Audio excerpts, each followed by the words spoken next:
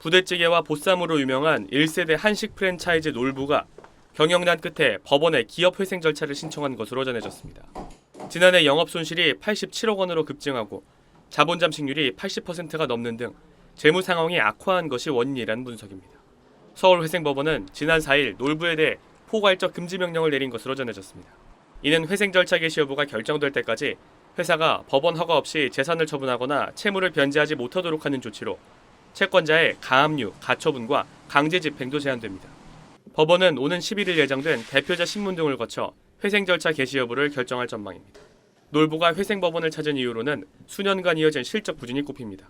놀부는 보쌈과 부대찌개 등을 앞세워 한때 가맹점 수가 1,000곳에 달하고 연매출 1,200억 원을 넘었던 국내 대표 한식 프랜차이즈였지만 그간 외식업계 경쟁이 심화한 데다 코로나19 사태까지 겹치면서 지난 2017년부터 2022년까지 6년 연속 영업 적자를 기록했습니다. 2023년엔 흑자 전환에 성공했지만 이후 다시 적자로 돌아섰습니다. 놀부의 지난해 매출액은 639억 원으로 전년의 761억 원보다 약 16% 줄었는데 같은 기간 영업 손실은 6억 원에서 87억 원으로 14배 넘게 불어난 것으로 분석됐습니다.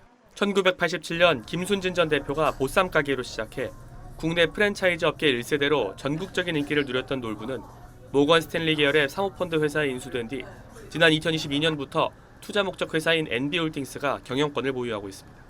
놀부 최대 주주인 NB홀딩스 관계자는 기업 회생 신청과 관련해 현재로서는 입장을 밝힐 내용이 없다고 전했습니다.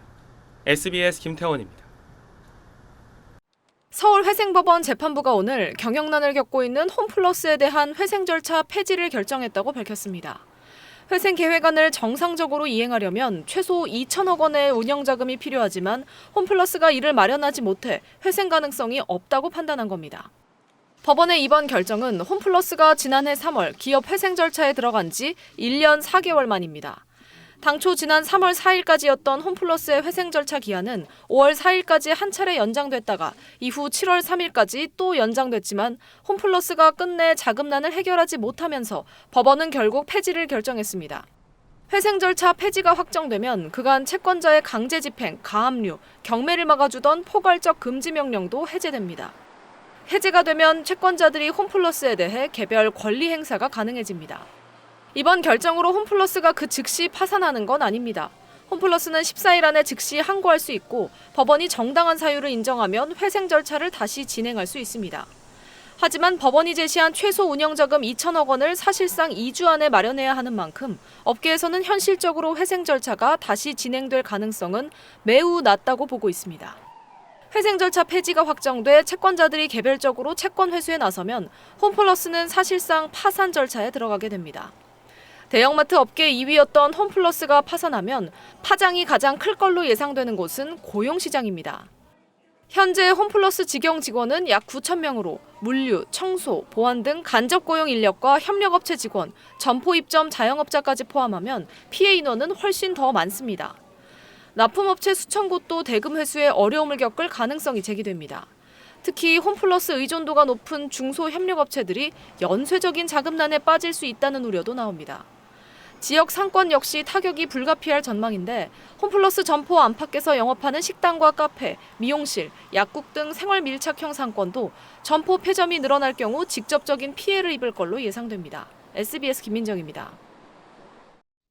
JTBC가 채무 불이행을 선언한 지 이틀 만에 법원에 회생 절차 개시를 신청했습니다. 앞서 오늘 중앙그룹 계열사인 콘텐트리 중앙과 자회사 메가박스 중앙이 법원에 회생 절차 개시를 신청한 지 반나절 만입니다. 홍정도 중앙그룹 부회장은 오늘 오후 대국민 사과 기자회견을 열고 무리를 일으킨 점 진심으로 죄송하다며 피해 회복을 최우선 과제로 삼고 최선을 다하겠다고 전했습니다. 이에 JTBC 메가박스 콘텐트리 중앙의 수많은 채권자와 주주 등 이해 관계자 여러분께 다시 한번 진심으로 사죄의 말씀을 드립니다. 홍 부회장은 그룹 주요 법인이 법원에 회생 절차를 신청한 것과 관련해 임직원에게 직접 입장을 밝혔습니다. 임직원에게 보낸 입장문을 통해 그동안 경영진은 자금 경색과 유동성 위기를 극복하고 그룹의 경영 안정을 유지하기 위해 가능한 모든 방안을 모색해왔다며 그럼에도 누적된 재무 부담에 자본시장 경색이 장기화하면서 부득이하게 회생 절차를 신청하게 됐다고 밝혔습니다. 오늘 오전엔 삼성카드와 현대카드가 JTBC 법인카드 사용을 중단하면서 임직원들이 회사 카드를 쓰지 못하는 상황이 벌어졌습니다. JTBC 자금팀은 삼성, 현대 법인카드를 소지한 임직원에게 불편을 끼쳐 죄송하다며 하나카드와 신한카드 등 모든 법인카드의 사용도 정지될 예정이라고 공지했습니다. JTBC는 지난 12일 총 206억 원 규모의 유동화 차입금을 만기 상환하지 못하면서 채무불이행, 이른바 디폴트를 선언했습니다.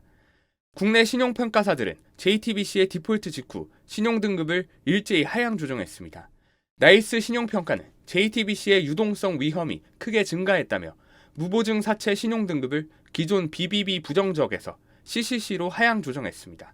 한국기업평가도 JTBC의 무보증 사채 신용등급을 BBB에서 BB 하향 조정하며 계열 재무 위험 전이 가능성이 확대되고 유동성 측면의 불확실성이 확대됐다고 평가했습니다. 경제계 안팎에선 그간 JTBC 등 중앙그룹 계열사의 무리한 콘텐츠 투자와 대형 스포츠 이벤트 중계권 독점 계약이 재무구조 악화를 가져왔다는 분석을 내놓고 있습니다. SBS 김지욱입니다.